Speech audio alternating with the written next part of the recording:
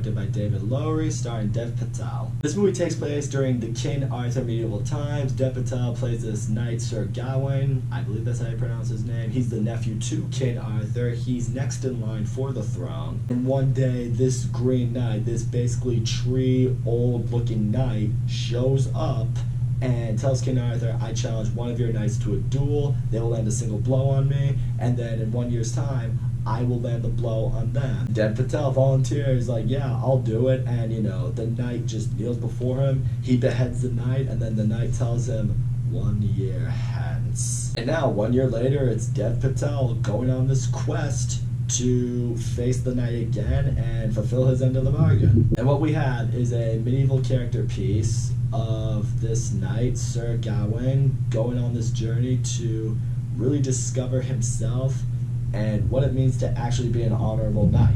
Let's get into what's great about this movie. Dev Patel is fucking awesome in this movie. I mean, he gives an unbelievable performance. I haven't seen him in a whole lot of movies. I know who he is, but he is in a lot of those smaller independent movies, which I think you could argue this somewhat is. I mean, this is definitely a bit of an art house movie. The difference is this one got a little bit more recognition and a little bit more of a wider release, so I actually saw this one. But I really love his performance, and I was really engaged with the character Sir Gawain because, like I mentioned before, he's kind of a bit of a weasel. He's a bit of a coward. He's not really an honorable knight.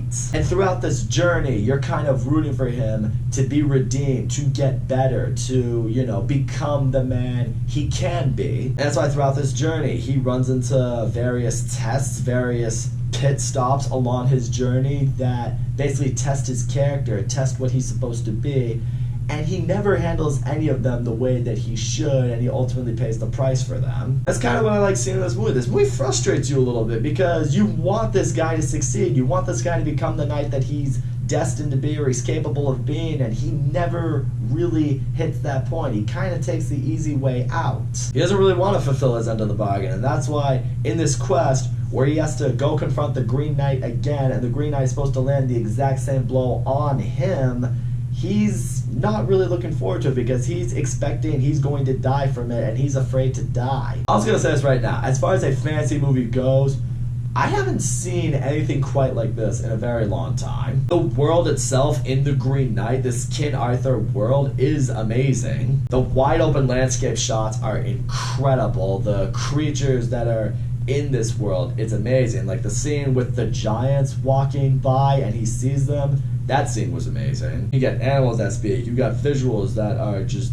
great to look at. It's a very visually well done movie. I will also mention this though, this is not an action movie of any sorts. This isn't like, a knight that goes on a quest where he fights wizards and dragons and shadow knights. If you go into this movie expecting that, you are going to hate it. This is 1000% from the beginning to its end a character piece that takes place in a fantasy movie that really captures the fantasy elements in a very well crafted way. In a lot of ways, and I've heard other reviewers make this comparison, but I have to as well, it does remind me a lot of Blade Runner 2049. The Green Knight is as well crafted a fantasy movie as you can pretty much get, and Blade Runner 2049 is as well crafted a sci-fi as you can get. They both suck you into their world with flying colors. Visually, they're beautiful to look at. You really get on board with the lead characters and the adventure that they're on. But I will say, though, similar to Blade Runner 2049, this movie doesn't have the best pacing. It is a slow burn. There were definitely times I wanted the pacing to pick up a little bit. There were times where I definitely felt we were dragging on a scene a little bit longer than I had wanted it to. I'll also say this much. While we're comparing the two movies, I